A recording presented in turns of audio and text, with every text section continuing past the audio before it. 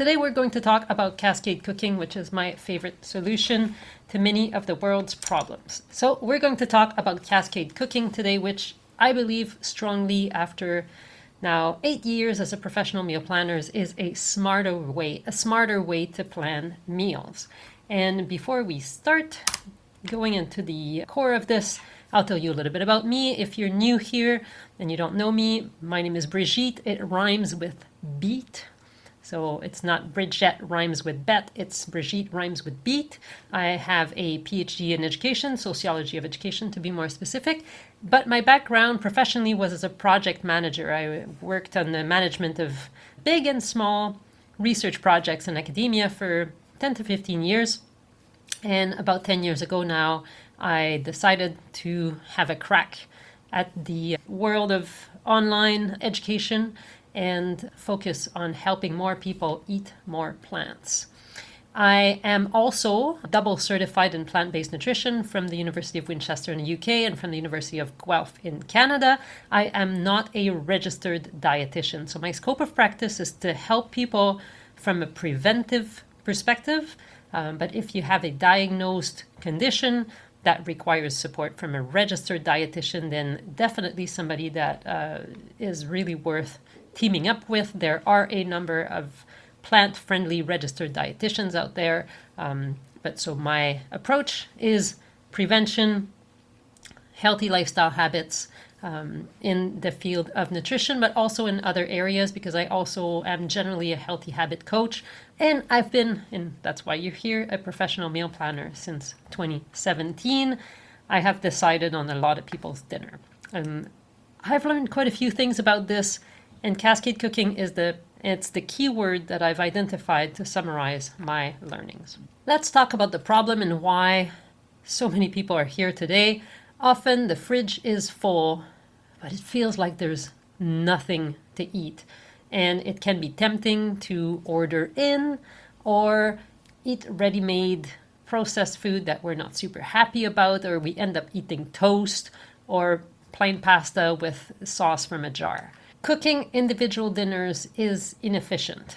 It seems almost natural way into so many people do meal planning is that, and I did that for several years, is that we come up with a list of 5 to 7 different dinners that we're going to plan. Some people even go into planning lunches and different breakfasts, and each individual meal gets planned on its own. And ingredients that correspond to those meals are identified, put on the shopping list, and purchased. Cooking that way takes a long time. Every night, you're basically starting from scratch with a new dinner. And chances are, if you're like me, 5 p.m., 6 p.m. is not your most glorious time of the day. You may be feeling tired, exhausted. If you have children, or if you have had children that have gone to school, there's something called post-restraint collapse, where kids have been at school doing their best to behave all day long, and then they get home and they fall apart and they have a meltdown. Also, kids that have been at daycare, it's a pretty classic thing. They let their guard down. And I think many of us feel the same when it comes to dinner time. Our energy is low. We have low tolerance for conflict or contradiction or effort, and it's just really hard to make a dinner from scratch. We have that habit of buying groceries that are planned to be used with a specific meal. So if something happens, and often something happens, something gets in the way, that meal doesn't get cooked well, the groceries that were identified to go specifically with that dinner then go to waste. And I think something that almost everyone here will agree on is that food waste sucks. I'd like to know in the chat, why don't you write down what is the food that you feel you waste most often? Is it things like greens? Is it leftovers? Just put it in the chat. Tofu is wasted. Candace! Goodness gracious. Tofu is my favorite food. You have to send all your tofu to me. Greens and herbs are certainly the most commonly wasted foods because they're so delicate and they have so much exposure to air that they will wilt and go bad faster. Veggies and meat, well, definitely not wasting meat here because we just don't use it. Fruit, bananas. Yeah, bananas. I do have a banana management program in my life. Zucchini, greens. Yeah, so definitely the produce. And one thing we're not going to talk about a whole lot today, but it's a topic in my course, Plan, Prep, and Relax, is that the most precious part of your food inventory, if you're eating a whole food plant-based diet, is the produce. It's the vegetables. And when we plan meals, we have to start thinking about the veggies first. So the whole idea, in the course, I go in greater detail about the Green Food Guide. You can download this poster at greenfoodguide.ca. As you can see here, the vegetables cover, the fruit and vegetables, half the plate. And that is where we need to start when we are planning plant-based meals. And it's the most precious part of our inventory because the so-called protein, the beans and the tofu, have more tolerance for extended stays in the fridge. Whole grains are pantry ingredients that won't go bad in the pantry. So thinking veggies first is really important, but it means that we need to be flexible in using them. And that is what Cascade Cooking is all about. Leftovers. Maria mentions leftovers as something that often gets wasted. And that is ex aequo, I think, with the vegetables in my book in terms of the highest value foods, because we've already invested so much effort in cooking that food. And when we throw it away, it's like admitting failure. It feels really awful because we've put so much work and effort, and then we get rid of the thing before we got to eat it. And to me, that is heart-wrenching, and I don't like that. Another problem with the traditional way of planning meals is that we constantly have to learn new things at a low energy time. So unless you're planning on reusing the same recipes all the time, and many people have an issue with that, then it means that at every dinner you're learning something new, but remember it's 6 p.m. and you're not feeling great and your learning neurons are not the most connected. And so in many ways, the conventional approach to planning meals is, in my opinion, broken. The results are that we end up eating less than meals. Low diversity, not enough vegetables, having to cook with refined grains because whole grains take longer to cook. If you're going to have brown rice, well, it takes a lot longer to prepare than to have white rice. Quinoa takes longer. Many other forms of whole grains, farro, wheat berries, all those really delicious things cook longer than just the 3 to 5 to maybe 7 minutes of refined grains. And those meals are possibly also bland tasting because we're putting them together at the last minute, have limited time, and what makes the food really tasty is often the sauce, the seasonings, the spices, and number one, we don't have time to think about them, and number two, if we do think about them, we add them right there and then, and the flavors don't have time to develop.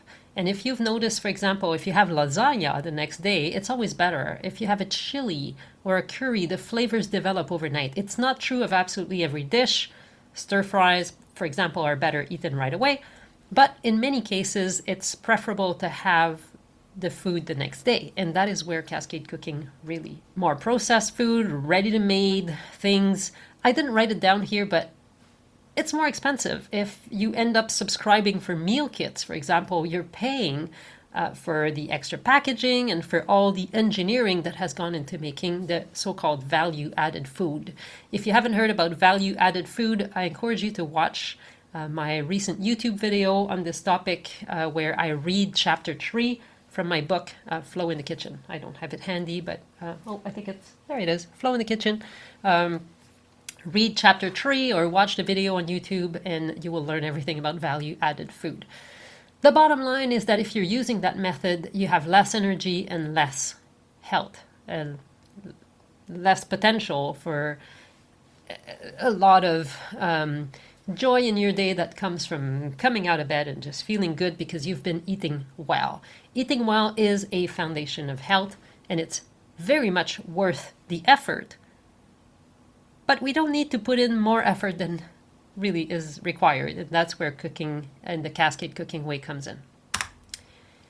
Cascade Cooking, yes, is the solution in my opinion. What is Cascade Cooking? It's a flexible and modular approach to planning and preparing your meals. And by the end of this workshop, you're going to put that into practice for your own needs. The unit in Cascade Cooking is not the meal. It's not Monday night's dinner. It's the building block. It's the different pieces of the meal. And if you look at this, this is a super simple representation, right, in the Green Food Guide.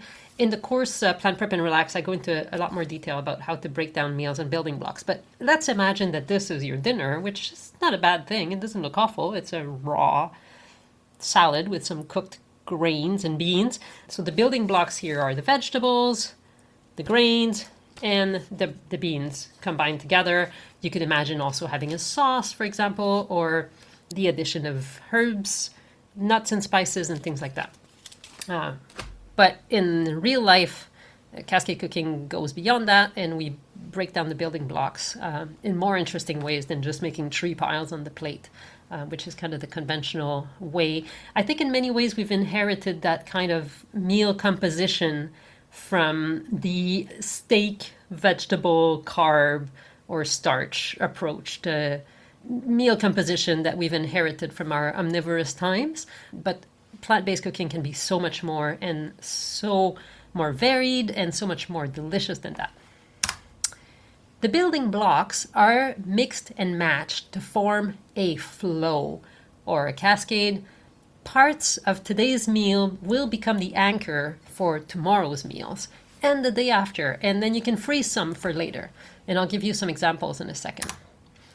The benefits of this approach is that it saves time on cooking and cleaning, because there's some amount of batch cooking that is way more efficient. And when you cook one building block once, you don't need to wash the pot that it was cooked in and all the instruments the 3 times you're going to eat from that building block. You can just do that once.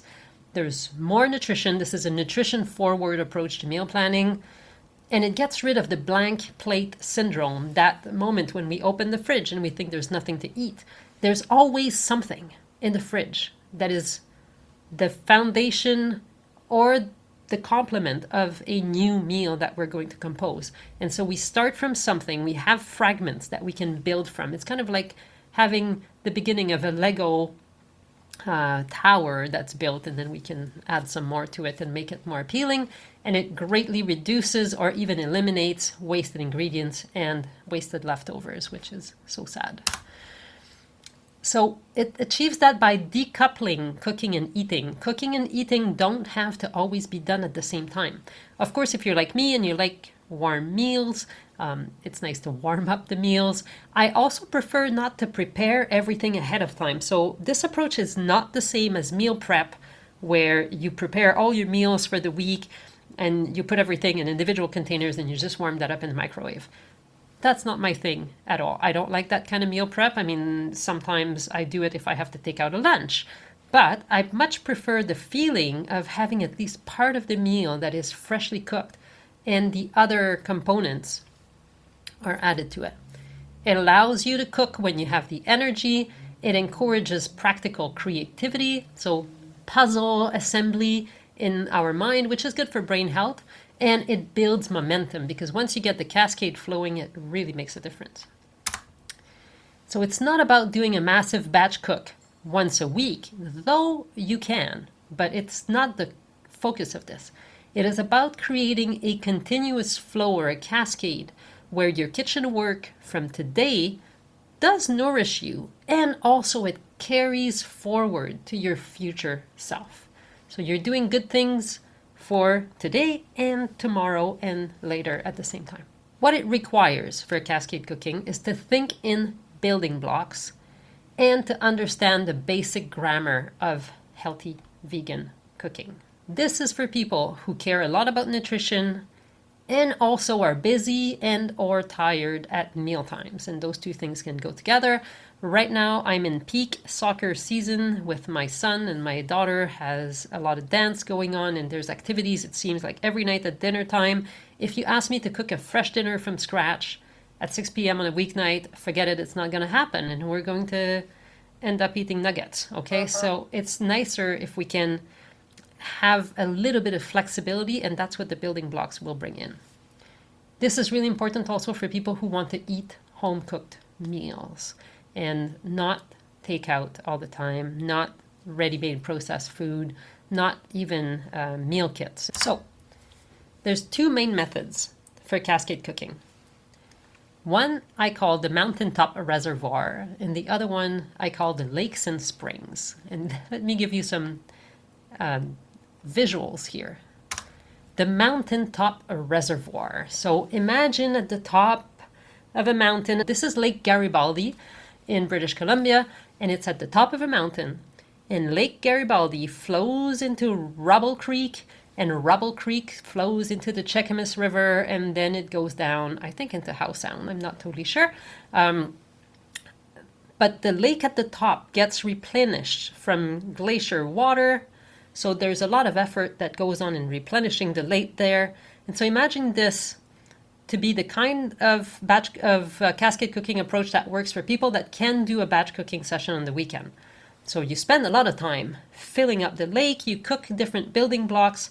That is the premise of the vegan family meal plans, where you really have a number of things that get cooked on the weekend. It will take about 90 minutes, maybe 2 hours, and then the river flows down the mountain. And it will be helpful. It will be a component for the Monday dinner, and maybe Wednesday's dinner is almost fully cooked already. And maybe there's some leftovers from Monday that go into Wednesday or something like that. But mostly the effort is at the top. It's a top-down approach to cascade cooking. And when the lake is empty, it's time to make it rain again. And that's where you come back to Cooking Club and you do some more batch cooking. Or you can do it on your own, but doing it at Cooking Club is way better. If someone wants to put the link to Cooking Club in the chat, that would be awesome. Actually, I'll put it for you because it's so important and Cooking Club is so amazing. I hope to see more of you there. Currently, we're running every other Sunday at 1 p.m. Pacific time. If you want to join, 100% of people, not kidding, 100% of people who come to Cooking Club always say they thought it was a good idea to come to Cooking Club. I have an exit survey. It's anonymous. People could say, no, I should have done something else. But no, everybody is always 100% happy to have come to Cooking Club. So come to Cooking Club. Okay, so that's the Mountaintop Reservoir approach. There's another approach, the Lakes and Springs approach. And this is the National Park of Plitvice. I hope my Croatian accent is not very good. Lakes in Croatia, somewhere a little bit west of Zagreb. And it is a much more interconnected set of smaller lakes that feed each other. And this is a map of the site, and you can see this is so much better. I've actually been there. It is beautiful. And that is the inspiration for cascade cooking, my dear friends. And you can see here on the you have this lake here that feeds, there's another lake here. So called this Wednesday lake. This is maybe Tuesday lake. You can't see it, but there's a cascade coming down this side. It's a little small. And the interesting thing about this site is that the geology of it means that the lakes are always reconfigured. It always changes. They're always like different sizes, and the cascades spring up in different places. That's a different approach to cascade cooking, where instead of having that big batch cooking session on the weekend, you just do, on certain nights of the week, for example, a little bit more cooking while thinking about the future. For example, let's say on Monday, you might decide to do a stir fry. I always recommend doing something like a stir fry or a salad on Monday, because if you got your groceries on the weekend, that's when your produce is at its peak. So let's say Monday, you decide to make a stir fry. You get started early and you cook a big batch of brown rice. It takes longer to cook. You cook your brown rice and you save the extra for, let's say, Wednesday and Friday's dinners, where the brown rice will go with a chili or a curry or some other dish. And you can easily make 2, 3, even 4 cups of brown rice in exactly the same time as it takes to cook 1 cup of brown rice. And so you have this building block that you are moving forward. In the same way, maybe Tuesday night, or think about that stir fry again, you make a little bit of extra tofu, maybe in the air fryer, and you will save some to go in lunches for the rest of the week. Maybe on Tuesday, you're pulling out something from the freezer that is left over from a previous week, and you are using that partly, let's say it's a chili for tonight's dinner, and using some later in the week to go in tacos. And on Wednesday, you're going to do a little bit more cooking from scratch. Perhaps you're making a pasta dish or a soup or something, and so you get the picture. You constantly move the components forward. Not every single meal will involve the kind of cooking that goes towards the cascade, but at least every other dinner you will be cooking a little bit extra for the future. So it doesn't need to always rely on that really big batch cooking at the top. You can have a little bit of extra cooking here and there, but always thinking about connected meals, meals that go together. And now we're going to do it together. So I would like you to all pull out your pen and paper, and I'm going to show you how it's done. And I'm going to invite you to take your pen and paper now. This is how it's done, and we're going to do it all together at the same time. The first step of Cascade Cooking is to think about what's behind you, what's already part of the cascade that maybe you were just not thinking about in such terms.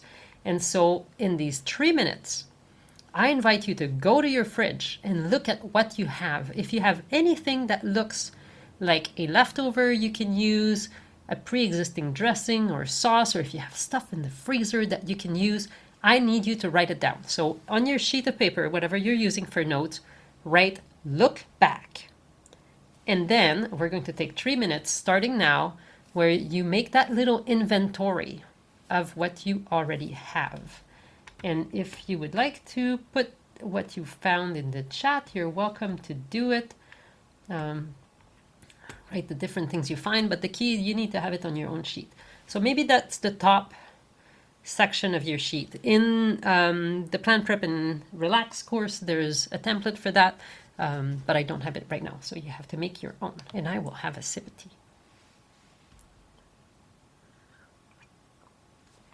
And in the meantime, if you have questions, you can also put them in the chat. But you're strongly encouraged to go for a hike to your kitchen and see what's in there. See what's at the mountaintop. Huh.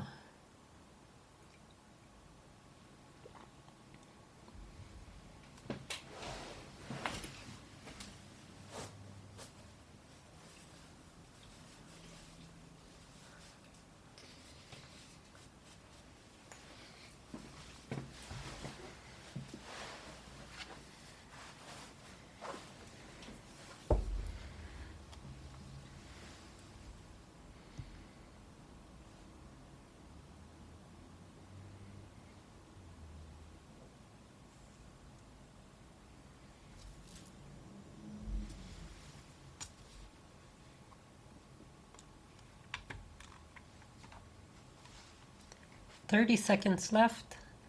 If you already have written it down on your notes, please put it in the chat. I love to know what you have for building blocks.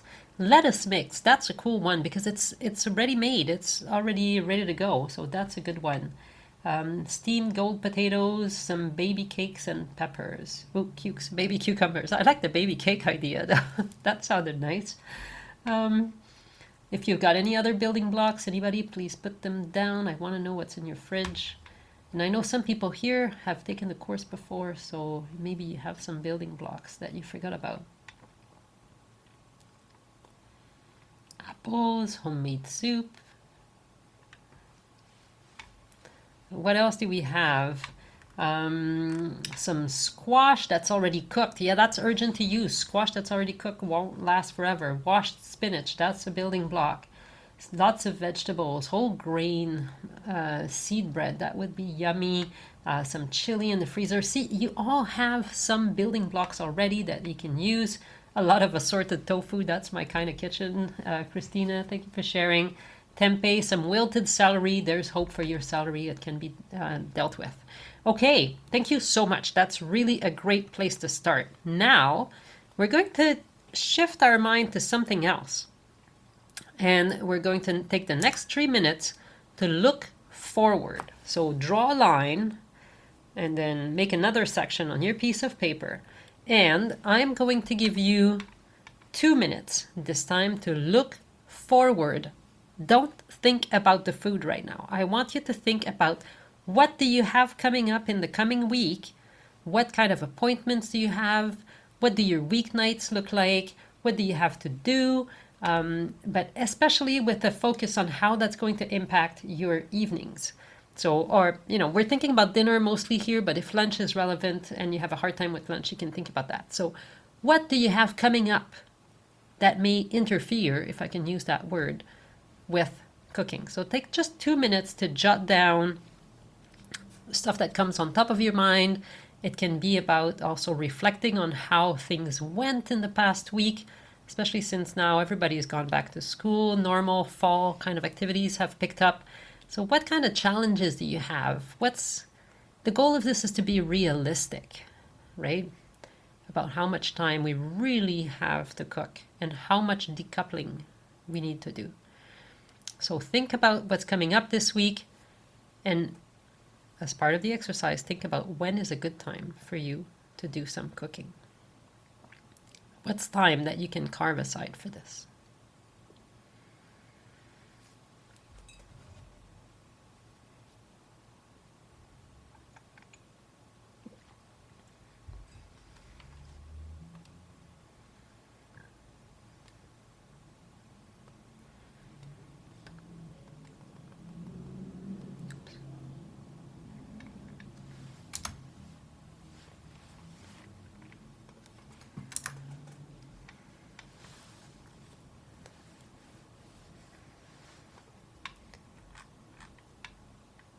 Thank you for thank you for sharing, Judy. Evening Bible study, meetings, cooking in the early afternoons. Yeah, it is totally possible to do some cooking at a different time of day. Yeah, if you feel comfortable sharing, please do put it in the chat. You don't have to.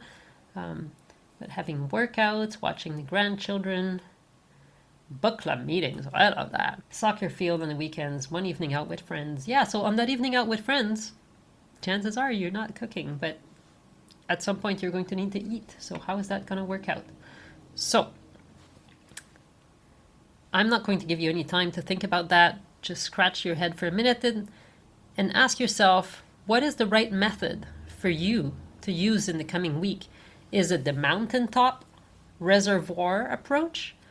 Or do you want to try something more like lakes and springs, where one meal moves into the next? Or a mix of both? The mix of both is my habitual approach, where I spend 2 hours at Cooking Club, but there's a lot of talking on my part. So let's say it would be 90 minutes if I was focused. And in that time, I do the core building blocks. But then often on the weekdays, I will come up with, say, a dressing that I make at lunchtime, or I cook extra tofu, or I make extra grains, or I start the slow cooker in the morning, something like that. So I do a mix of both approaches. So think about that just for a minute. And now I'm going to share my screen again for you. Where is it? Here. Okay. So I'm going to invite you to take 3 minutes to choose your building blocks. And I'm going to set a timer somewhere else because this timer is not going to work. So think in terms of building blocks. Think of one grain that you will cook in a big enough batch that it will last you for several meals. And if needed, you can freeze some. That's okay. Think of a simmered dish. A simmered dish means a soup, a chili, a curry, something that is cooked for a little while. If you feel like a power cook, a power user, you can maybe think of 2 simmered dishes that you will eat throughout the week. But for starters, I think 1 is good. A sauce or dressing that you would like to use. And if you feel like you have a lot of cooking energy, and you've done this before, maybe think about maybe vegetables you would like to roast, some veg prep or snack items. While you're doing this, keep in mind the building blocks that you have found in your fridge. So go ahead. I have 3 minutes on my timer here, and I'll try to put it on the screen. 3 minutes starting now. So make your list of building blocks for the week. And we're going over this kind of quick today. This is not a full-blown lesson about creating building blocks. That's more what we do in the course. But I think many of you here have some experience in the kitchen and you can come up with something, I'm sure.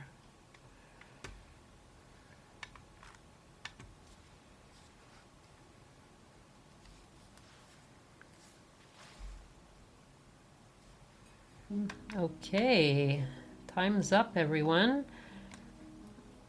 There we go. I'm going to suggest that you take a moment now and you think about when are you going to do this cooking.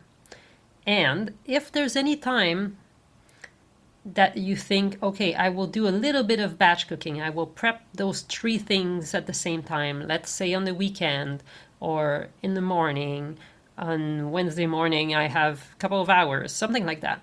I want you to take 30 seconds and put it down in your calendar. If you use Google Calendar, if you have a paper planner, whatever it is, write it down with the same respect and the same amount of intention of showing up as you would be writing down if it was a doctor's appointment.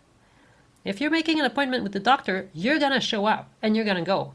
And you're going to be fully present for it. Why don't we put in the same intention and effort and energy in showing up to prevent ourselves from ending up at the doctor's office in the first place? Okay, so if you don't put that same intention and you don't commit to actually showing up to do the cooking, then you'll have to commit later to going to the doctor's. So I want you to write it down. So if you think it's going to be Sunday morning, put it down. If you think it's going to be at cooking club, we're not meeting this weekend, but the weekend after, put it down. So that's going to be too late for this coming week. But write down, when are you going to do that cooking? Put it in your calendar. Right now, I count on you to do this. And finally, we're going to spend 2 minutes pulling the building blocks together. And this is the other component that's really important is this is not only your thinking and building blocks, but you've already got your gears turning as to how you're going to use them. So I want you to do this like super quick and like don't worry about whether it makes sense or not. It's like the proper way to eat chickpeas. What are the seasonings that normally go with cauliflower? Like forget about all that. Just make a list, spontaneous list of, I'll say 5 to 10 meals that could have at least one of those building blocks in them. And I'm going to give you 2 minutes to do that. Starting now, go. Write a list of at least 5 meals, as many as 10. It doesn't matter if you're not going to eat them all this week, that's fine. But make 5, 10, maybe more combinations that have at least one building block showing up in them. Because you also don't want to use all of your building blocks in a single meal, because then you're out. So it's nice to have that balance. And those are just ideas. Those are not necessarily what you're actually going to cook, but you're starting to get your brain trained to think in terms of cascade cooking and not in terms of individual meals all the time.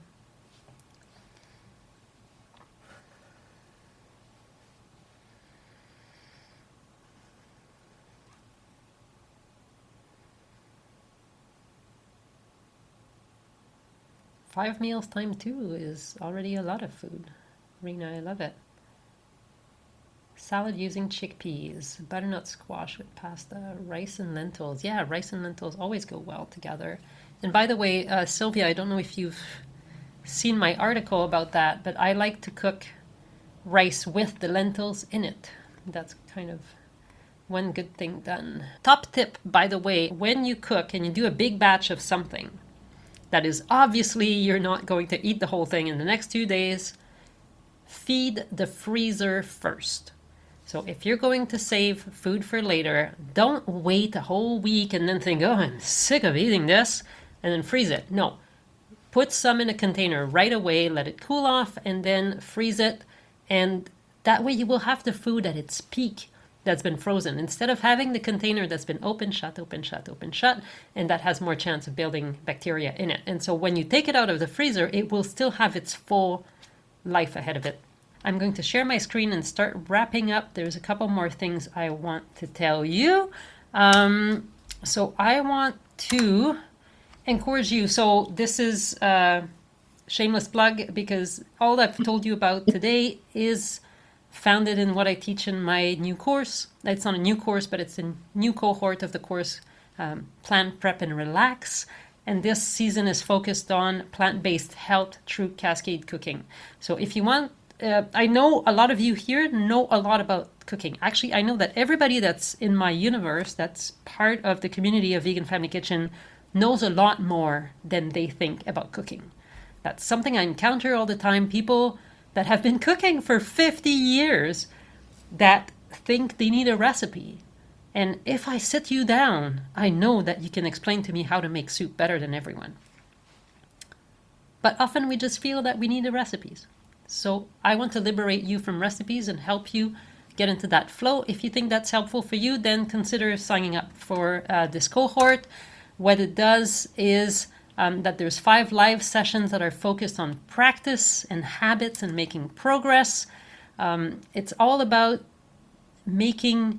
empowering you to feel that you can do this without stressing yourself out, because you already have a lot of skills. You need to bring them together. There's cook-along videos where I build from just doing a little bit of batch cooking to putting together, stringing together up to 5 or 6 different components that you can cook in like 90 minutes.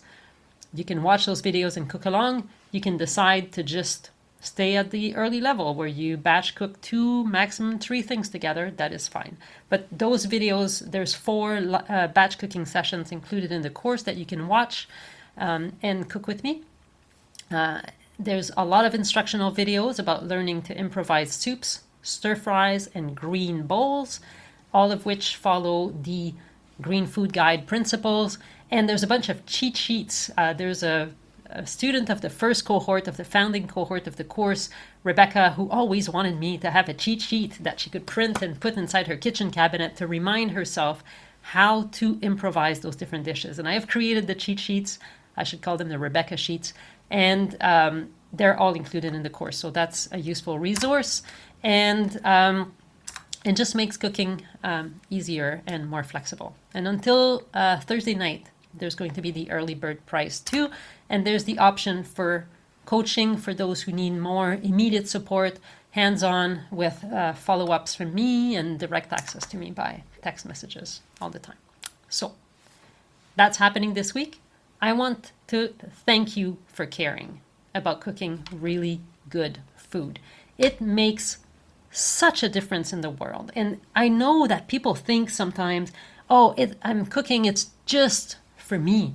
No, it's not just for you, because when you cook really good food and you eat the vegetables and you eat the beans and you show up with energy in the world, you make the world a better place. And there's a ripple effect of that we cannot underestimate, that you just can't guess how your ability to show up will improve other people's lives.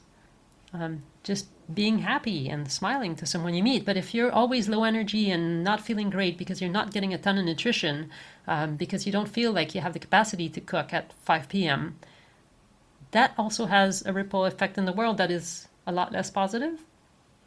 So I think I'm just so grateful that you're here, that you're showing up, that you care. And I know that it makes a big difference. So I want to thank you for that. I want to thank you for eating more plants.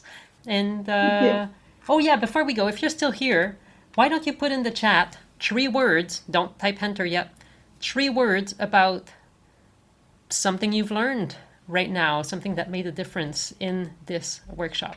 So put it in the chat before I stop recording. We'll put it down.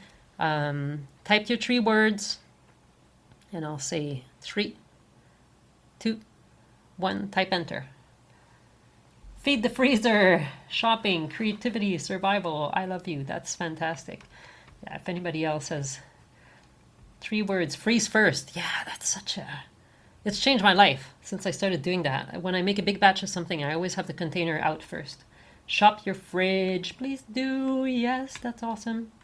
Use what you have. Start there. Yeah, you work so hard. You know, like past you put in all that effort in making the food. Eat it, you know, so important.